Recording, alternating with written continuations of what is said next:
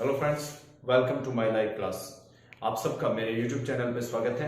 जैसा कि मैं आपको यूट्यूब पे अंग्रेजी पढ़ाता हूं, तो हमारा पार्ट्स ऑफ स्पीच का टॉपिक चल रहा था। आज हम जो बात करेंगे वो करेंगे नाउन के बारे में। हमारी बात हो चुकी थी, अब हम बात करेंगे प्रोनाउन के बारे में। चलिए, आज जो हमारा टॉपिक रहेगा वो है प्रोनाउन। अपन इसको सेकंड पार्ट्स ऑफ स्पीच के रूप में मान सकते हैं। और प्रोनाउन, नाउन के बारे में अच्छे से बात कर ली, उसके हमने क्लासिफिकेशंस कर लिए, उसके टाइप्स पढ़ लिए थे और उसके अलावा उनके नंबर्स भी पढ़ चुके थे। तो अब प्रोनाउन के बारे में बात करते हैं। हिंदी में आप इसको क्या कहते हैं? सर्वनाम कहते हैं। तो ये चीज ध्यान रखनी, हिंदी खास महत्व नहीं रखना, आपको अंग्रेजी के बारे में जानना जरूरी है। क्या है? प्रोनाउन है। पहले अपन इसका क्या जान लेते हैं? डेफिनेशन जान लेते हैं। डेफिनेशन में आपको सिंपल सी डेफिनेशन बताऊंगा, जो एक लाइन में आपको क्या हो जाएगी? याद हो जाएगी। क्या याद रखना? सिर्फ आपको इतना, इट स्टैंड्स फॉर नाउन। बस ये इतनी आपको डेफिनेशन याद रखनी है, लंबी डेफिनेशन याद नहीं करनी है। क्या है definition? It stands for noun. It जो है, देखिए इट किसके लिए यूज हुआ है, ये यहीं से भी आप समझ सकते हो इस चीज को कि प्रोनाउन क्या चीज है। इट जो है, ये एक प्रोनाउन, ये जो शब्द है ये क्या है? आपका नाउन है। इसकी जगह मैंने प्रोनाउन स्टैंड्स फॉर नाउन ऐसा ना लिख करके मैंने क्या लिख दिया? It stand for noun. इसका मतलब ये जो प्रोनाउन है ये संज्ञा था, इसकी जगह पे मैंने इट लिखा। इसका मतलब ये किसके लिए आता है? नाउन के स्थान पर प्रयुक्त हो रहा है। इसका मतलब जो शब्द नाउन के स्थान पर प्रयुक्त होते हैं उन्हें हम क्या कह सकते हैं? प्रोनाउन या सर्वनाम कह सकते हैं। समझ में आ गया होगा? ये प्रोनाउन नाउन है, इसकी जगह पर मैंने प्रोनाउन ना लिख करके वापस क्या किया है? इट का यूज किया है। इट क्या है? ये प्रोनाउन हो जाएगा। और किसकी जगह पर प्रयुक्त होने वाले शब्द? संज्ञा के स्थान पर, नाउन के स्थान पर प्रयुक्त होने वाले शब्दों को हम क्या कहते हैं? अपन प्रोनाउन कहते हैं। ये चीज आपको ध्यान रखनी है। तो आप सिंपली समझ गए होंगे, कोई भी नाउन को रिपीटेटिव नहीं होना, नाउन दोबारा नहीं बोलना पड़े, इसके लिए क्या किया जाता है? इसके लिए आपका प्रोनाउन यूज किया जाता है। फॉर एग्जाम्पल के रूप में अपन एक दो एग्जाम्पल लेते हैं, तो फिर आपको आसानी से क्या आ जाएगा? समझ में आ जाएगा कि किस चीज से क्या होता है। चलिए, जैसे Ram is a boy. Ram is a boy, simple सा एग्जाम्पल है, आप इससे समझ सकते हैं। चलिए, यहां पे अपन इसको थोड़ा सा क्या करते हैं? क्लासिफाई करते हैं कि इस शब्द मिला किस किस पार्ट्स ऑफ स्पीच से मिलकर के ये वाक्य बना है। अगर देखें तो राम, आप देखिए ये आपका क्या है? इस वाक्य का सब्जेक्ट है। देखिए, एक बात बताते हैं आपको, कोई भी वाक्य बनेगा उसमें क्या होनी चाहिए? तीन चीजें जरूरी, पहले भी मैं वीडियोस में बता चुका हूं। सब्जेक्ट होना चाहिए, उसमें एक वर्ब होना चाहिए और एक ऑब्जेक्ट होना चाहिए। और इन तीनों को आपको वाक्य में से निकालना भी आना चाहिए। कोई भी वाक्य ऐसा नहीं होता है जो मैन वर्ब के बगैर नहीं बनता हो, यानी कोई भी ऐसा वाक्य बनेगा ही नहीं जिसमें मैन वर्ब नहीं हो। यानी वाक्य बनने के लिए क्या होना जरूरी है? वाक्य बनने के लिए आपका वर्ब होना जरूरी है। चलिए, अब इस वाक्य में देखते हैं कहां पे वर्ब है। राम वर्ब नहीं है। इज, ये देखिए, ये जो इज आपका एक तो हेल्पिंग वर्ब की तरह काम करता है, लेकिन इस सेंटेंस में इज क्या कर रहा है? मैन वर्ब की तरह कार्य कर रहा है। तो इज हमारा क्या होगा? मैन वर्ब हो जाएगा इस सेंटेंस में। अब अगर अपन देखें कि मैन वर्ब जहां होगा वहां सब्जेक्ट जरूर होगा, ऑब्जेक्ट जरूरी नहीं है। बगैर ऑब्जेक्ट के भी क्या कर सकते हैं? वाक्य बन सकता है, लेकिन मैन वर्ब है तो सब्जेक्ट होना भी जरूरी है। तो वाक्य बनने के लिए दो चीजों का होना क्या है? जरूरी है। तो सब्जेक्ट क्या हुआ कि कौन कार्य कर रहा है? तो राम कार्य कर रहा है, यानी राम, इस वजह से यहाँ पे जो राम है ये आपका क्या हो जाएगा? सब्जेक्ट, इज आपका मैन वर्ब हो जाएगा। अब जो ये अ बॉय है, ये इसका क्या नहीं है? ऑब्जेक्ट नहीं है। ऑब्जेक्ट का मतलब क्या होता है? जब आप मैन वर्ब से दो सवाल पूछो, एक पूछो व्हाट और एक पूछो हुम। एक क्या पूछो? व्हाट और हुम। यानी जैसे कोई सेंटेंस है, जैसे आई एम टीचिंग यू, ये सेंटेंस देते हैं। अपन दोनों को साथ में समझे ताकि आप कंपैरिजन में समझ जाओ। आई एम टीचिंग यू, आपको पता है टीच यहाँ पे क्या है? मैन वर्ब है। जब मैन वर्ब आ गया तो वाक्य बन रहा है। इसका मतलब इसमें सब्जेक्ट भी होगा। तो सब्जेक्ट क्या है? आई, कौन पढ़ा रहा है? मैं पढ़ा रहा हूं। अब आप देखिए यहां पे सवाल क्या पूछना है? ऑब्जेक्ट निकालने के लिए आपको एक सवाल पूछ रहा है कि व्हाट या हुम से सवाल पूछिए, मैं क्या पढ़ा रहा हूं या मैं क्या पढ़ा रहा हूं। तो क्या पढ़ा रहा हूं मैं, एक तो हो जाएगा मैं क्या पढ़ा रहा हूं, दूसरा हो जाएगा to whom I am teaching, यानी किसको पढ़ा रहा हूं? किसको पढ़ा रहा हूं? आपको पढ़ा रहा हूं। To whom I am teaching you, that means object is you. You आपका क्या हो जाएगा?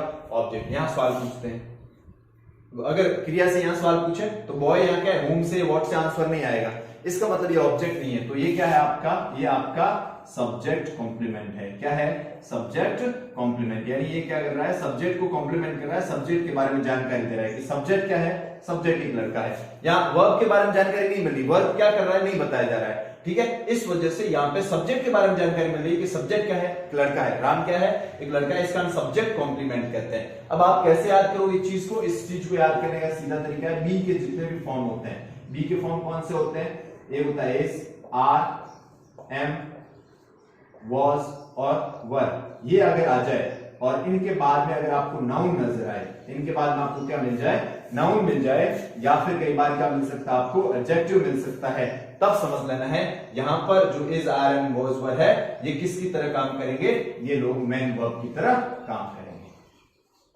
किसकी तरह काम करेंगे, मैन वर्ब की तरह। और यहां देख लीजिए, अगर मैन वर्ब आ गया है सेंटेंस में तो ये किसकी तरह काम करेंगे, जैसे अपना एग्जांपल ले लेते हैं, ही इज स्टडिंग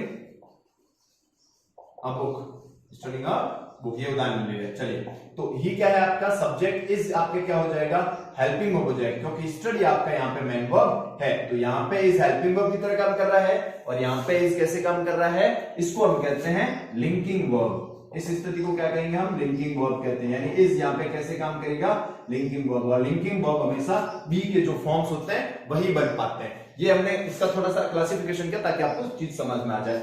अब ये बॉय क्या हो गया आपका, सब्जेक्ट कॉम्प्लीमेंट हो गया, तो राम इज अ बॉय, एक नॉर्मल सा वाक्य। अब मैं क्या करूंगा, अपन प्रोनाउन के बारे में बात करें, अब मैं क्या करूंगा, इस सेंटेंस में राम के बारे में मुझे कुछ और बताना है, जैसे वह राम होशियार लड़का है, तो मैंने कहा राम इज अ बॉय, ये बता दिया मैंने, वह राम होशियार है, ये बात करनी है।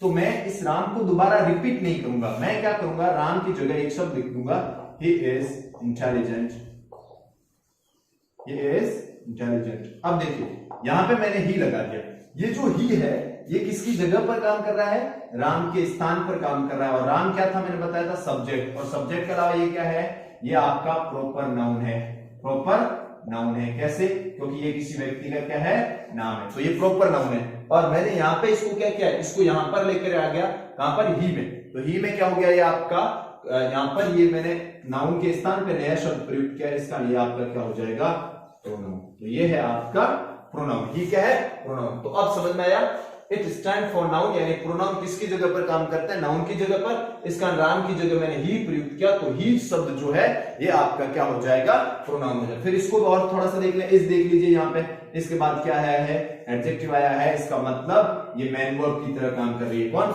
इज, और ये आपका क्या हो जाएगा, एडजेक्टिव कॉम्प्लीमेंट हो जाएगा। कौन सा कॉम्प्लीमेंट हो जाएगा, एडजेक्टिव। देखिए यहाँ पे जो कॉम्प्लीमेंट था ये नाउन था, इस वजह से ये सब्जेक्ट कॉम्प्लीमेंट, ये एडजेक्टिव क्या हो जाएगा, कॉम्प्लीमेंट हो जाएगा। ही क्या है, ही की विशेषता बता रहा है कि ये होशियार है कि नहीं, ही क्या है, होशियार। यहाँ क्या था, राम है क्या, उसके बारे में बताया जा रहा था। इन चीज को आपको ध्यान रखना। चलिए, ये चीज आपको अच्छे समझ में आएगी, किसी भी शब्द को। एक और उदाहरण ले लेते हैं ताकि आपको अच्छे से क्या आ सके, समझ में आ सके। जैसे अपने उदाहरण ले लेते हैं, सीता प्लेज क्रिकेट। सीता क्या खेलती है, क्रिकेट खेलती है। इस बार देखिए यहाँ पे वर्ब की कौन सी फॉर्म है, फर्स्ट फॉर्म प्लस ऐसे से, ये आपका क्या हो जाएगा, वाक्य का सब्जेक्ट, और क्रिकेट आपका क्या हो जाएगा, ऑब्जेक्ट। मैं इसको रिप्लेस करूंगा क्योंकि ये क्या है आपका नाउन, सीता किसी लड़की का नाम है, प्रॉपर नाउन है। कौन सा नाउन है, प्रॉपर नाउन है। मैंने बताया कि आपको पीछे वाला वीडियो देख लीजिएगा आप एक बार, ताकि आपको ये प्रॉपर नाउन है, किसी का पर्सनल नाम। अब मुझे सीता के बारे में और क्या करना है, तो कुछ और विशेषता बतानी है। जैसे मुझे कहना है सीता ने 5000 रन बनाए, क्या कहना है, सीता ने 5000 रन बनाए। अब मैं सीता को वापस यहाँ रिपीट नहीं करूंगा, मैं उसकी जगह ये क्या लेके आऊंगा, प्रोनाउन लेके आऊंगा। मैं कहूंगा सी स्कोर्ड 5000 रन। पूरे करियर की बात हो रही है, 5000 रन, यानी उसने कितने रन बनाए हैं अपने करियर में, 5000 रन बनाए। ये जो सी शब्द यूज हुआ है यहां, इसको समझिए आप, सी किसके लिए आया, सीता के लिए। इसका मतलब ये जो सीता के लिए मैंने शब्द प्रयुक्त किया है, ये शी आपका क्या है, प्रोनाउन है।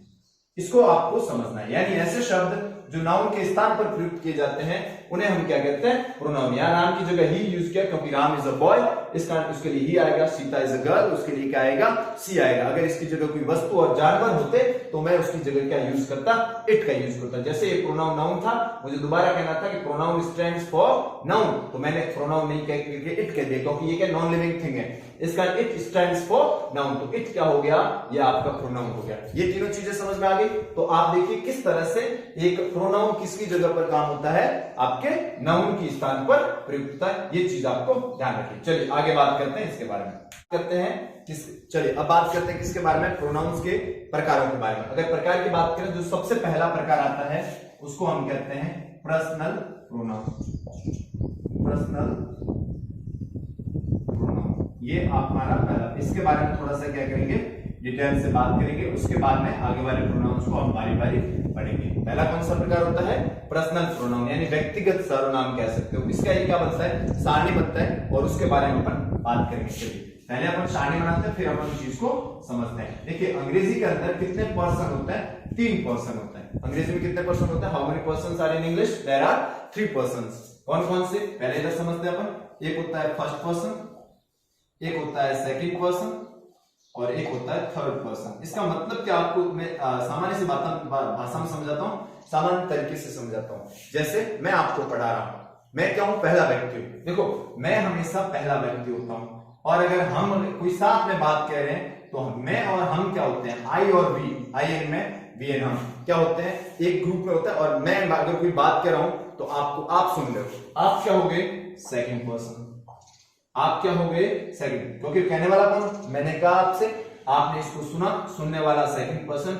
आप आगे गए और आपने कहा कि YouTube पर ऐसी एक क्लास आती है जहां सर पढ़ाते हैं। आपने किसको बोला होगा, किसी तीसरे व्यक्ति को। वो तीसरा व्यक्ति कौन होगा, ही, सी, इट और दे में से कोई एक होगा।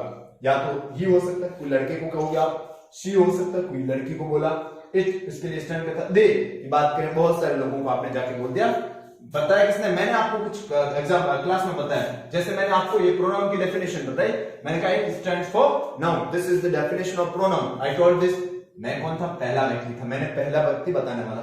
फिर किसने सुना इस चीज को, you heard it and you went to someone else and you told them that sir told us that definition of pronoun is it's stand for noun. यानी उन्होंने कहा कि प्रोनाउन की ये डेफिनेशन बताई। ये तीसरे व्यक्तियों को आपने बताई, और ये तीसरे व्यक्ति आपकी क्या है, थर्ड पर्सन। मैं क्या था, फर्स्ट पर्सन, आप क्या थे, सुनने वाले, और तीसरे को बताइए वो क्या है, थर्ड पर्सन। ऐसे आपको इस चीज को समझना है। अब आप कहोगे वी का क्या है, जैसे आप किसी क्लास में बैठे हो, टीचर आपको पढ़ा रहे हैं, ठीक है, आप टीचर ने आपसे कुछ सवाल पूछ लिया और आपने उसका आंसर देना था कि भाई टीचर ने आपको सवाल पूछा कि इसके उत्तर कौन देंगे, तो आप सबने मिलकर कहा हम देंगे।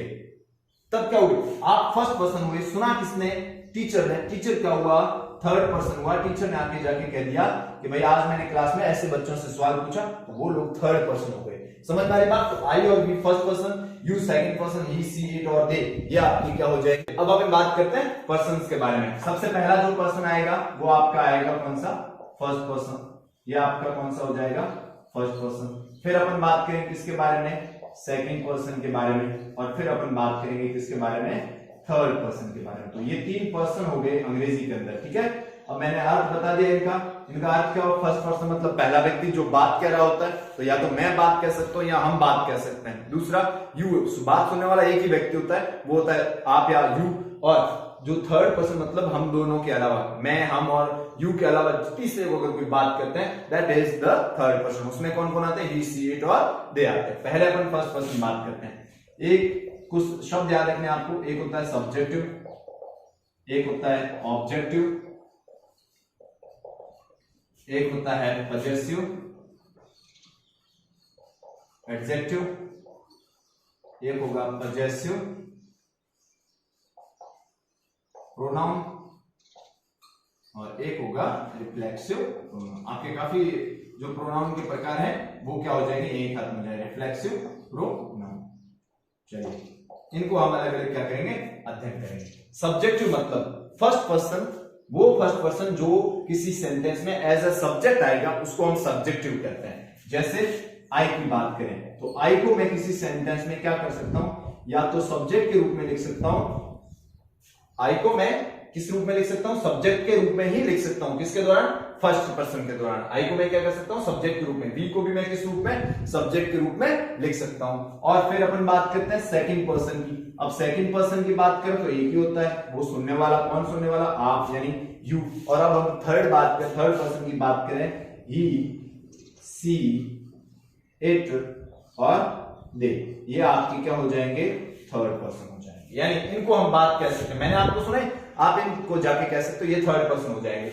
याद क्या रखोगे, ये सब्जेक्टिव केस है। सब्जेक्टिव केस का मतलब क्या हुआ, ये हमेशा वाक्य की क्या बन सकते हैं, सब्जेक्ट बन सकते हैं। ऑब्जेक्ट कभी नहीं बनेंगे, वर्ब कभी नहीं बनेंगे, वर्ब तो है ही क्योंकि ये प्रोनाउन है, तो प्रोनाउन क्या बन सकता है, या तो सब्जेक्ट बन सकता है या ऑब्जेक्ट बन सकता है। लेकिन ये जो शब्द हैं ये इसके सब्जेक्टिव ही बनेंगे, यानी सब्जेक्ट ही बनेंगे। अब इनका ऑब्जेक्ट बनाना है, अगर अपन को आई का ऑब्जेक्ट बनाना है तो एक नया शब्द आएगा, उसको आपको ध्यान रखना, उसको हम कहते हैं मी। क्या कहते हैं, मी। ये हमेशा ऑब्जेक्ट बनेगा, इसका कभी सब्जेक्ट। आगे अपन जब पैसिव एक्टिव पढ़ेंगे आपको पता होगा, उसमें ऑब्जेक्ट सब्जेक्ट बनता है, सब्जेक्ट ऑब्जेक्ट बनता है। तो उसमें क्या होगा, ऑब्जेक्ट अगर मी दे रखा है तो हम उसको जब सब्जेक्ट में लेके जाएंगे तो आई बनाएंगे, और जब अगर सब्जेक्ट आई दे रखा है तो उसको अगर अपन ऑब्जेक्ट में लेके जाते हैं तो मी बनाते हैं। तो ये वहां पे क्योंकि ऐसा क्यों कहते हैं, क्योंकि ये हमेशा वाक्य में सब्जेक्ट ही बन सकते हैं और ये वाक्य में क्या बन सकते हैं, ऑब्जेक्ट ही बन सकते हैं। इसका ऐसा होता है। तो आई का मी, वी का अस, यू का यू, यू के साथ अच्छा है, आप सब्जेक्ट लिखो ऑब्जेक्ट लिखो, दोनों का यू का क्या रहेगा, यू रहेगा। ही का क्या हो जाएगा, हिम। सी का क्या हो जाएगा, हर। इट का क्या हो जाएगा, इट। और दे का क्या हो जाएगा, देम। यानी इस तरह से आप इनका क्या निकाल सकते हो, ऑब्जेक्टिव। ये इनके क्या है, ऑब्जेक्टिव है। अब ये ध्यान रखना, आई का मी, वी का अस, यू का यू, ही का हिम, सी का हर, इट का इट और दे का देम क्या हो जाएगा, उसका ऑब्जेक्टिव हो जाएगा। अब बात करते हैं पजेसिव एडजेक्टिव। वैसे ये नहीं पढ़े जाते हैं प्रोनाउन के साथ में, क्योंकि है क्या ये पजेसिव एडजेक्टिव, लेकिन सारणी आपको पूरी एक साथ याद हो जाए इसलिए ये यहाँ पे लिख रहा हूं, ठीक है। बाकी ये होते क्या है पजेसिव एडजेक्टिव, जब हम एडजेक्टिव पढ़ेंगे तब इसके बारे में बात करेंगे। क्या होता है माई, मैं आपको एक बार बता देता हूं, पढ़ा देता हूं, उसके एक बार सारणी बता देता है, फिर अपन देखेंगे इनमें और इनमें फर्क क्या है। पजेसिव प्रोनाउन, पजेसिव एडजेक्टिव में क्या फर्क है, सब्जेक्टिव और ऑब्जेक्टिव में क्या फर्क है, और रिफ्लेक्सिव क्या है, ये बाद में अलग से बात करेंगे, ठीक है। तो आई, मी, माई, वी, अस क्या हो जाएगा, अवर। यू, यू क्या हो जाएगा, योर। ही, हिम क्या हो जाएगा, हिज। सी, हर क्या हो जाएगा, हर। इट, इट क्या हो जाएगा, इट हो जाएगा। दे, देम, देम। ये आपके क्या है, ये आपके पजेसिव एडजेक्टिव। पजेसिव का अर्थ होता है किसी भी चीज का क्या जताना, अधिकार जताना। फॉर एग्जांपल मैं कहूं मेरे पास कोई कार है तो मैं कहूं this is my car, this is my car, मतलब मेरा कार पे क्या है, अधिकार जता रहा हूं, ये कार से पहले आया है। मैंने एग्जांपल दे देता हूं आपको, दिस इज माई कार। अब मैंने कहा ये, इसका मतलब माई है, माई के बाद क्या है, नाउन है। अगर कोई भी नाउन से पहले शब्द आता है उसको हम एडजेक्टिव कहते हैं, तो ये क्या है पजेसिव एडजेक्टिव, क्योंकि मेरा कार पर क्या है, अधिकार है। ऑलराइट, चलिए तो ये चीज आपको समझ में आ गई हो। अब आगे बढ़ते हैं अपन। आगे बढ़ने से पहले अब बात कर ले किसकी, पजेसिव प्रोनाउन की। तो ये आई, मी, माई, यहाँ पे पजेसिव प्रोनाउन में क्या हो जाएगा, माइन। आवर का क्या हो जाएगा, आवर्स। अब इनके पीछे आपको क्या लगाते जाना है, एस लगाते जाना है। योर्स, ये इससे ऐसे रहेगा। हर का क्या हो जाएगा, हर्स। इट का क्या हो जाएगा, इट्स। और देयर का क्या हो जाएगा, देयर्स। बस ये क्या हो गए, पजेसिव प्रोनाउन हो गया आपके। कैसे फर्क समझो आपने, मैंने ये दिस इज माई कार बोला, अब मैं ये कह दूं this car is mine, this car is mine. ये जो मैंने शब्द यूज किया है, ये जो है, ये माइन जो है, देखिए इसके बाद कोई नाउन नहीं है। कोई नाउन है तो माई यूज होगा, कोई नाउन नहीं है तो माइन यूज कीजिए। इसका मतलब भी मेरा ही होता है और इसका मतलब भी मेरा ही होता है, लेकिन ये पजेसिव प्रोनाउन है और ये पजेसिव क्या है, आपका एडजेक्टिव है। तो mine, ours, yours, hers, its, theirs, ये आपके क्या होते हैं, पजेसिव प्रोनाउंस होते हैं। अब रिफ्लेक्सिव पे आते हैं। रिफ्लेक्सिव पे सिंपल सा आपको दो चीज ध्यान रखनी है, एक तो जोड़ना है सेल्फ और एक जोड़ना है आपको सेल्वेज। ये मैंने जब आपको नाउन का प्लूरल सिखाया था तब आपको याद होगा, सेल्फ किसके साथ आएगा, सिंगुलर के साथ। और रूल बताया था मैंने, अगर अंग्रेजी में किसी स्पेलिंग के अंत में एफ होता है तो एफ किस में बदल जाता है, वी एस में बदल देते हैं। तो सेल्वेज किसके साथ आएगा, आपके प्लूरल के साथ। इसके लिए आपको क्या करना होगा, यहां से पता करना होगा, यहां से तो पजेसिव एडजेक्टिव में से, और फिर कहां से पता करना पड़ेगा आपको, यहां से ऑब्जेक्टिव में से। इन दोनों में से पता करना है कि कौन सा सिंगुलर है, तो जो सिंगुलर उसके साथ सेल्फ लगा दीजिएगा, और प्लूरल है उसके साथ क्या करना है आपको, सेल्वेज लगा। जैसे अपन अंग्रेजी इधर से लेते हैं तो आई, मी, माई से लेते हैं, पहले इसमें से आएगा इन तीनों से, फिर इधर से नहीं लेना है, फिर अपन ने कहां से आएगा, हिम, हर, इट और देम। ये थर्ड पर्सन यहां से लेने हैं आपको, और फर्स्ट पर्सन आपको और सेकंड पर्सन आपको कहां से लेने हैं, यहां से। माई, माई को यहां लाइए, ये माई सिंगुलर है कि प्लूरल है, माई एक ही होता है मेरा, तो उसका क्या आ जाएगा, माई सेल्फ, स्वयं के बारे में बात हो रही है। तो माई सेल्फ आपका क्या हो गया यहाँ पर, ये रिफ्लेक्सिव प्रोनाउन हो गया।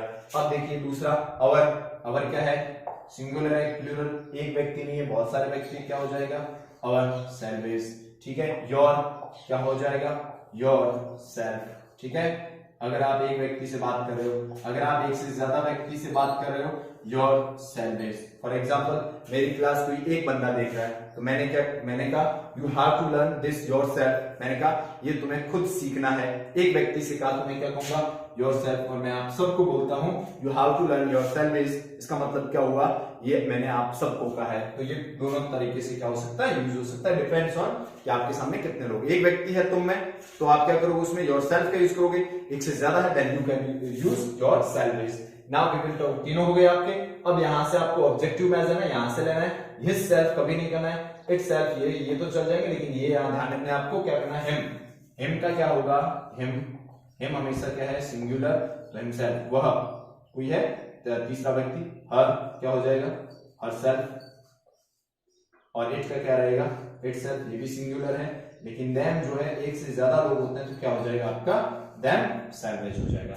इस तरह से आप क्या कर सकते हो, यहीं से रिफ्लेक्सिव प्रोनाउन निकाल सकते हो। जो प्लूरल है उसको आप क्या कीजिए, प्लूरल समझिए और इसको दूसरे को सिंगुलर समझ लीजिए। चलिए अब थोड़ा सा अपन इसके हिंदी अगर आप चाहते हो तो मैं लिखा देता हूँ, बाकी समस्या नहीं है। जो हिंदी मीडियम में मैं इसको हम क्या कह सकते हैं, हम कह सकते हैं यू को आप क्या कह सकते हैं तुम और आप। अंग्रेजी में ध्यान रखो दोनों के लिए एक ही शब्द यूज होता है, तुम और आपके लिए। ई का क्या होगा, वह कौन है, ये पुरुष होगा, और सी का अर्थ भी क्या होता है वह, ये क्या होगी स्त्री के लिए यूज किया जाएगा। इसके अलावा इट का अर्थ भी क्या होता है वह, लेकिन ये किसके लिए, पशु या किसी वस्तु के लिए, या जानवर या किसी वस्तु के लिए यूज किया, नॉन लिविंग थिंग्स जो है उनके लिए, जो जिंदा नहीं है निर्जीव चीजों के लिए। दे का अर्थ क्या हो जाएगा आपका, वे हो जाएगा। इधर आओगे, मी का क्या अर्थ हो जाएगा, मुझे हो जाएगा। अस का अर्थ क्या हो जाएगा, हमें हो जाएगा। यू का अर्थ क्या हो जाएगा, तुम्हें। ये हिंदी जानोगे थोड़ा आपके लिए आसान हो जाएगा। एम का अर्थ क्या हो जाएगा, उसे, इसका भी उसे, इसका भी क्या हो जाएगा उसे, देम का क्या हो जाएगा उन्हें, ठीक है। अगर आप माई का बात करें तो मेरा, ध्यान रखना है दोनों का अर्थ एक ही होता है। इसमें पोजीशन ज्यादा दिखाया जाता है, इसमें पोजीशन कम दिखाया जाता है क्योंकि ये एडजेक्टिव है। इसका अर्थ हमारा होता है और दोनों का एक ही होगा, और योर्स का अर्थ तुम्हारा होता है या आपका होता है, तो ये भी रहेगा। हिज एंड क्या हो जाएगा उसका, उसकी, ये भी उसके के लिए यूज होगा, और उनको या उनके, ठीक है। ये चीज ध्यान रख सकते हो। योर माई सेल्फ का अर्थ क्या होता है, मैं स्वयं, यानी इसको आप कह सकते हो आप कोई काम, सेल्फ का अर्थ होता है स्वयं, जैसे गाड़ी होता है सेल्फ स्टार्ट, मतलब क्या हो स्वयं स्टार्ट होते हो, वैसे वैसे मैं स्वयं, हम क्या हो जाएगा हम स्वयं, जैसा पहले नाम है वैसे आप समझ सकते हो, आप स्वयं या तुम स्वयं, स्वयं यानी खुद, ठीक है। या फिर अपन कह सकते हैं वह स्वयं, ये भी इसके लिए, और वे स्वयं, ऐसा कह करके अपन क्या कर सकते हैं वाक्य बना सकते हैं। चलिए ये चीजें थी आपकी किससे रिलेटेड, पर्सनल प्रोनाउन की आपका ये सारणी था। आपको अच्छे से याद रखना है कितने पर्सन है, फर्स्ट पर्सन, सेकंड पर्सन और थर्ड पर्सन। फर्स्ट पर्सन कौन से हैं, I we, second person you, third person he she it और दे, ये हो जाएगा। अब इसको ऐसे याद कर लीजिएगा, I me my my myself, we us our ours ourselves. इस तरह से आप इसको क्या कर सकते हैं याद कर सकते हैं। आपको ये ध्यान रखना है कि निम्न में से कौन से क्या है आपके सिंगुलर है, तो ही सी इट आपकी क्या है सिंगुलर है, और बाकी दे यू आई और वी ये नॉर्मली कैसे यूज होते हैं, प्लूरल की तरह यूज होते हैं। चलिए ये चीज आपको क्या रखनी है, ध्यान रखनी है। ये हमेशा किस रूप में आएंगे, सब्जेक्टिव, ये ऑब्जेक्टिव। ये कल अपन क्लास में बात करेंगे किस तरह से इनका यूज सब्जेक्टिव में होता है और किस तरह इनका यूज किसके अंदर होता है, ऑब्जेक्टिव में अंदर होता है। चलिए फिर अपन कल मिलते हैं। आप अगर हमारी क्लासेस आपको पसंद आ रही है तो हमारे यूट्यूब चैनल को सब्सक्राइब कीजिए और बेल आइकन को जरूर दबाइए ताकि आपको नोटिफिकेशन मिल सके। Thank you.